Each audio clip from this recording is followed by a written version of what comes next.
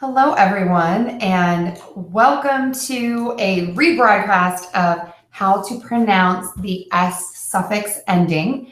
We tried doing this yesterday, and unfortunately, my microphone died about halfway through the class, and so the audio is just terrible. So I'm going to re-record this today, and fingers crossed it works, and then we will definitely have this up for you to watch at your convenience with better audio. All right, so my name is Jennifer Tarle, and I am a speech language pathologist and owner of Tarle Speech and Language Services. So welcome. If you like what you see today, please share this with your friends. Tell them to visit us on YouTube. And if you need any help, please let us know. You can email me or you can post comments at the bottom of the video in the comment section, and I'll get back to you on those. So let's go ahead and get right to it. And let's start the class. Okay, so handouts will be posted on my website right after the class. So you can go ahead and find those there. And again, I just got through the questions. Right, so today for our agenda, we're going to go through several things. Number one, what is a root word and a suffix? Number two, what is voicing? And number three, what is this rule? How do we pronounce the letter S when it's added to the end of a word as a suffix? And lastly, we will get into some practice. So what is a prefix, what is a root word, and what is a suffix? Many English words are formed by taking a basic word and then adding to it. So you can add a prefix, which is something that goes before the word, or you can add a suffix, which is something that goes after the word. And so these are added to a root word, which is the basis of any new word. Most of the time, a root word is a real word. It can stand alone. It's something like the word happy, and then we can add the suffix ly to make the word happily. Sometimes, though, root words can't stand alone, and this is where it gets a little bit confusing. Like, for instance, the word jacked. It's not a standalone word. It's a root word, and we can add a prefix to it to make the word reject. So if we look at these three things and we put it all together, we can take a prefix, which goes at the beginning and it gives specific meaning to that word. In this case, means not. Happy is our root word. It's that main part of our word again. It has the core meaning. So putting those two together, unhappy is going to mean not happy. Now when we go to the suffix, a lot of times this changes or adds meaning and oftentimes shows grammar, which is what we're talking about here with ly. We can say happily, which makes that an adverb. And we can put them all together and say unhappily, which means we're not doing it in a very happy way. These are just a bunch of suffixes. In case you're interested, today we're only going to be focusing on the S ending. If you're interested in this topic, please join us next Thursday morning at 9 a.m. U.S. Central Time. And at that time, I am going to have another class, and that class is going to be on the ED ending and how you pronounce those endings. Okay, hold on one second. I'm going to see if I can actually watch this as we're live so that I can answer comments. I don't have a moderator with me since I'm just doing this as a rebroadcast. Sorry, everyone, I can't do both at once. So I'll respond to your comments after this. Pardon me. So what is voicing? Okay, let me stop sharing my screen so that you can see me and we can practice this together. Hello, everyone. So voicing is essentially what happens in your throat when you are talking. So right here in your throat, you have your voice box or your larynx. And this vibrates to make sounds. All vowels are voiced sounds. So if you say A, E, and you hold your throat while you do that, you can feel that vibration. All of those sounds are voiced. And that's easy to remember. All vowels are voiced. That's how we make them. Now, here's where it gets confusing. Some consonant sounds are voiced. Some are not. But what gets really confusing is that a lot of times consonants have a pair, one voiced, one voiceless. So your mouth is doing exactly the same thing. The only difference is your throat. Here's the good news. Most foreign speakers of English know the difference between these sounds if they come at the beginning or in the middle of the word. Where they have trouble is if these sounds come at the end of the word, which is why we're going to talk about this today. So when we have these sounds, let's try a couple. Let's try the P sound and watch my mouth. Give that a try. Hold your throat so you can feel it. Now try the B sound. Watch my mouth. It does exactly the same thing. My lips go, open and closed, and air puffs out of my mouth. Let's try that with the B. Buh, buh, buh. So the P sound and the B sound. Buh, buh, buh. So again, if you feel that vibration in your throat is the voicing. And that slight difference between those sounds, just moving your throat, is going to make a big difference. So let's look at some of these pairs of sounds so you know what I'm talking about. And this is an important part of the lesson, knowing which sounds are voiced as opposed to which sounds are voiceless, because that's going to guide this overall rule. All right, so a voiceless sound, let's start with the first one here. We have the P sound, which we just did. So the difference in these words would be very subtle. Only difference is this ending sound, cap, cab. And you have to be listening very carefully. That voiced sound at the end of this word does influence the vowel, and it makes the vowel sound a little bit longer. Now let's go to the next one. T and D. These sounds are confusing. I get lots of questions about these. I also have a class on the T sound coming up later this month. And that sound is difficult because we have about 5 variations in English. And one of those variations of the T sounds like a D sound. So that's where a lot of my clients get confused. So stay tuned for that. So let's go ahead and just listen to the T, t, t, t, and the D, d, d, d. And the difference is let's do an example, bat and bad, bat, bad. And then the K, k, the same as the G except for the voicing, g, back, bag. Pardon me. CH and J, ch, j, etch and edge. And then the S and the Z, s, z, hiss, and his. Yes, this gets confusing. I know people are going to have questions about this, so I'll talk about it. The letter S can be pronounced as a Z sound.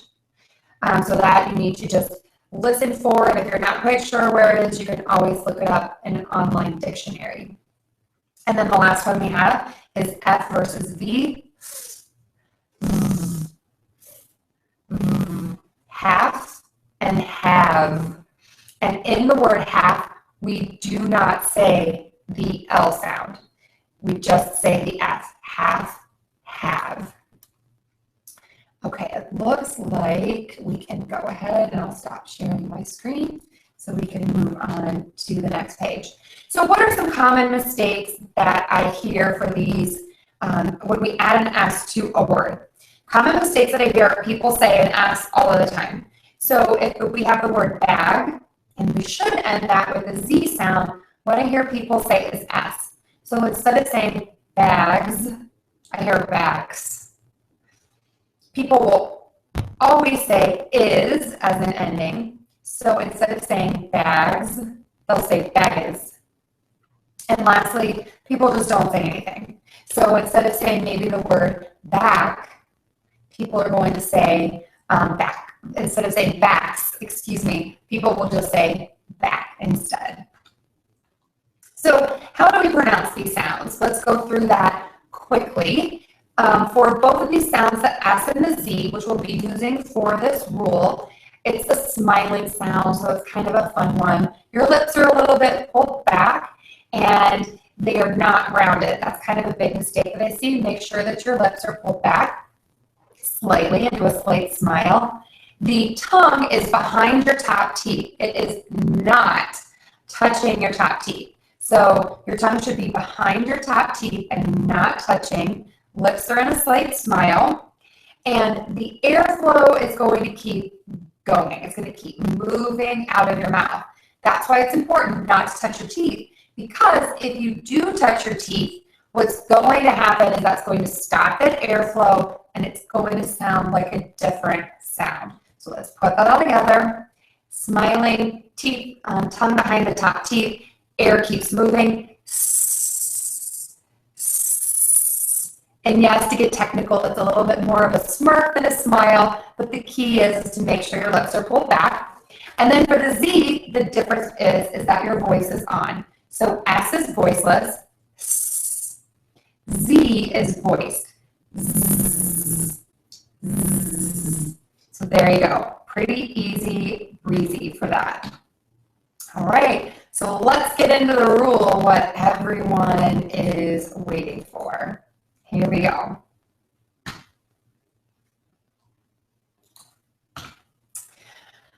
So how do we pronounce the S at the end of a word? Of course, you know by now that it changes, but it changes depending on the sound that precedes it, the sound that's before it, not the letter, the sound. So if the word ends in a sibilant sound, which what's that? It's a sound that's sort of a hissing sound, and the air is directed out of your mouth with a lot of force, and it kind of continuously comes out. Those are sounds like s, sh, z, ch, and j. If that is the sound that ends the word, we are going to add an is to that word. If the sound is voiceless, we're going to add an S. And if the sound is voiced, then we're going to add a Z. If you stop and think about it, this makes sense knowing now what you know about voicing. If a word ends in a voiceless sound, we're going to use another voiceless sound, the S, to end that word. If it's voiced, then we're going to add another voiced sound, Z. Adding that is also makes a lot of sense. And the reason is because, think about it, if you were to end a word in an S, like miss, and then you have to add an S or a Z, miss, or miss, that gets really confusing. Adding that I in there really helps. Misses, misses, makes it so much easier. Wishes. Okay, so let's get into, I think I missed a page here. Yeah. Let's get into putting this rule to work, into practice. So what I'm going to have you all do is just listen. Listen to these words to hear how adding the ending changes the word, but really focus on the sound that ends the word. So bus, buses, wish, wishes, buzz, buzzes, church, churches, judge, judges. So these all have that sibilant sound, that hissing sound, that we are going to then add the is sound to it. So let's give those a try. Buses, wishes, buzzes, churches, judges. Go ahead.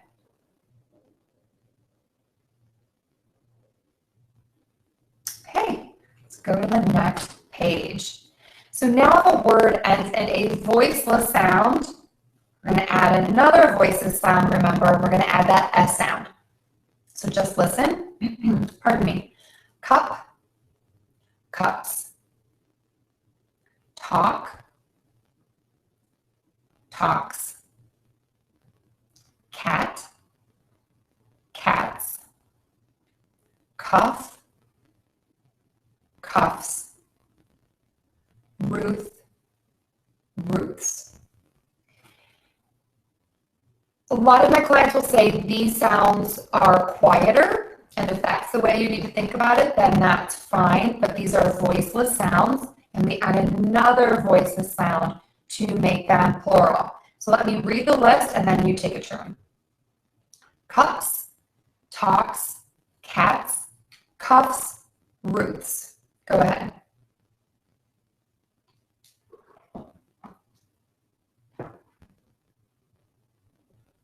Okay, excellent. Let me just talk about the last word, the TH. When we add an S, everyone gets really kind of concerned about this one because the TH sound is difficult. Don't overthink it. It's fairly easy to do. Stick your tongue out for the TH. Yes, all the way out of your mouth. Do not touch your teeth. Okay? Keep the air moving. Actually, let me share my screen so you can see this. There I am. Okay, so you're going to stick your tongue completely out. And you can see I'm not touching my teeth. And the air is just continuously going over my tongue. Now, pull your tongue back into your mouth, into the spot for the S, which is back behind your top teeth.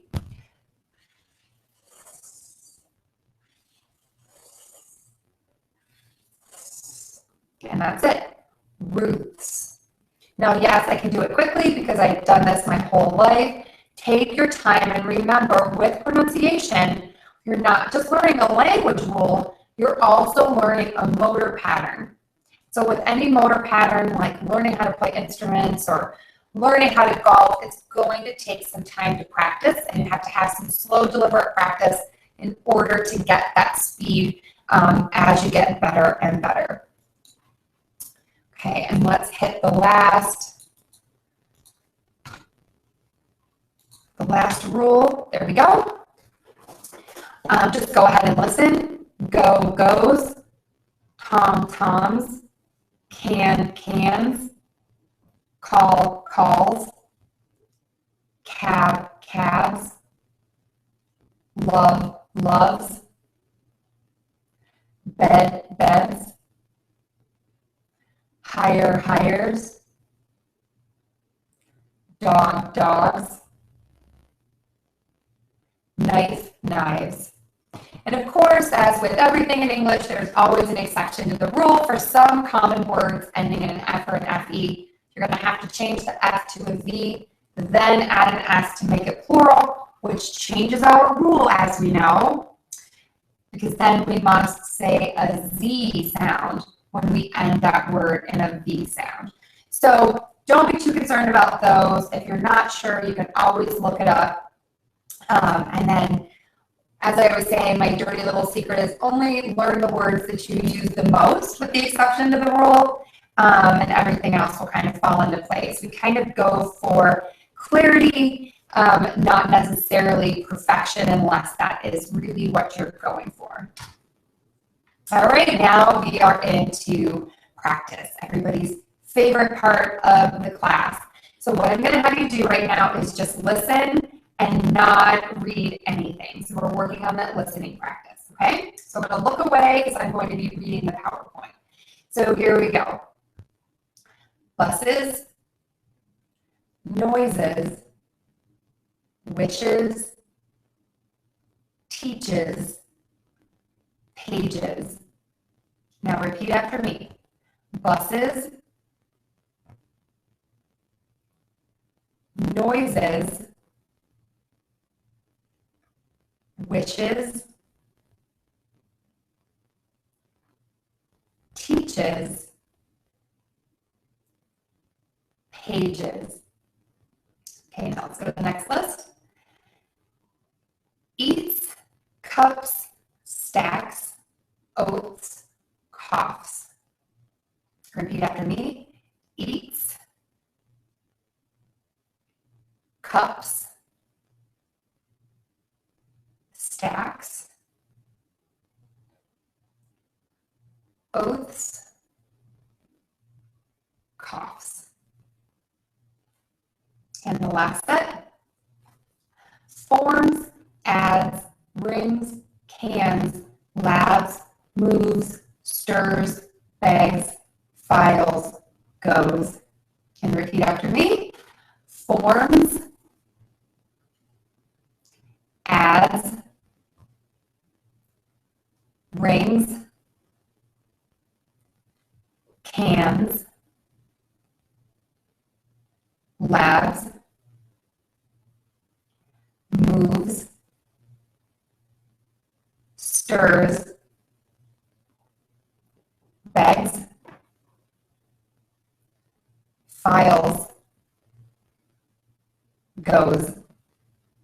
Okay, how'd you do? Let's try that again. I'm going to have you try these on your own. I'll read list 1 and then you take it away on your own. Buses, noises, wishes, teaches, pages.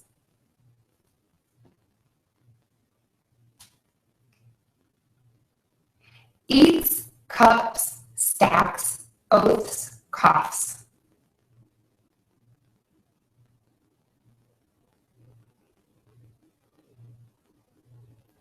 Forms, adds, rings, cans, labs, moves, stirs, begs, files, goes.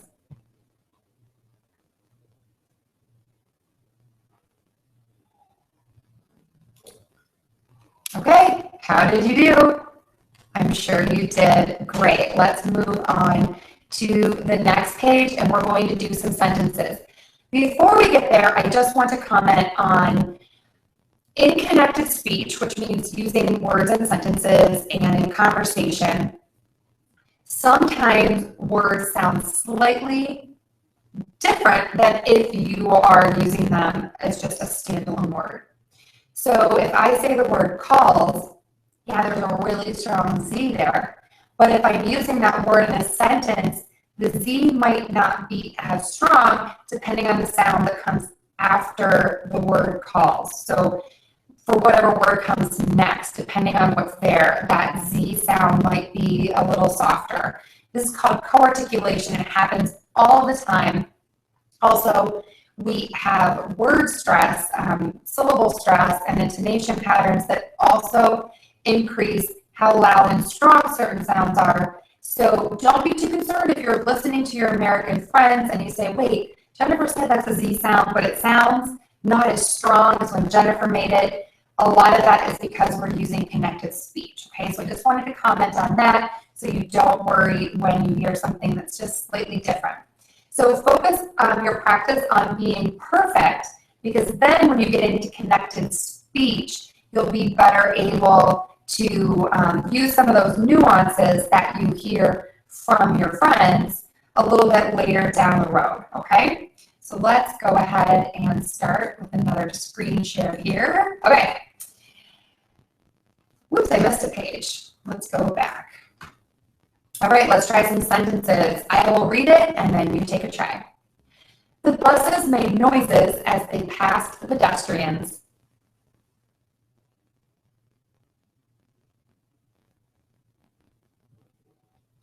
She eats 2 cups of berries and drinks 3 cups of coffee for breakfast.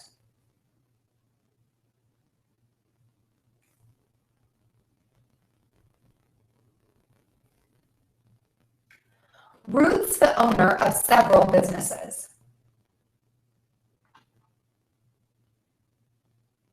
Okay, awesome. Let's go to the next page. So what we're going to do for this is I'm going to ask the question, try repeating the question, then go ahead and try to answer it with your own words, okay? So let's start with number 1. What are your hobbies? And then you're going to answer in your own words. I'll take a turn. My hobbies are reading and watching TV.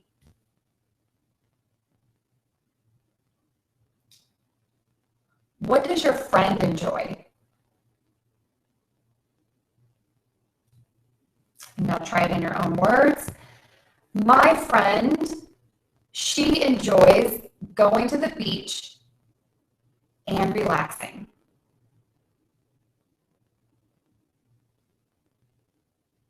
And the last one, how many pairs of shoes do you own?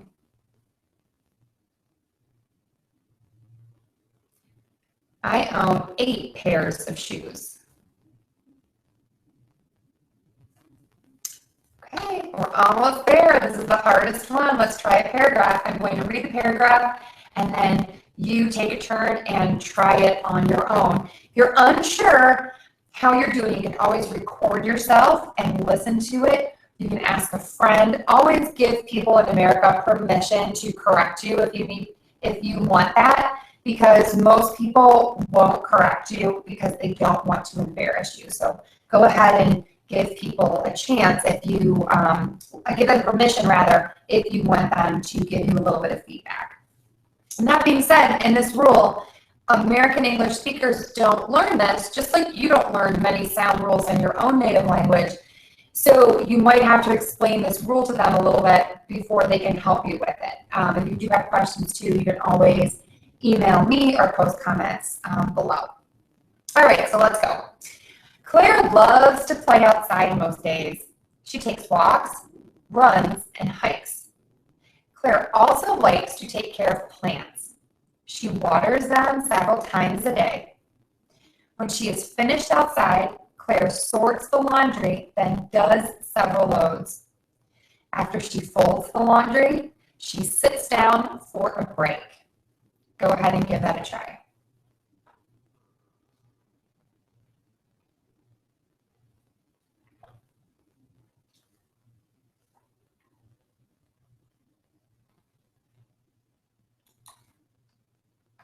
Okay, excellent. All right, so how do I do this? This is sort of a common slide that I have in all of my presentations. First, you have to hear the difference. Never underestimate the importance of just listening practice.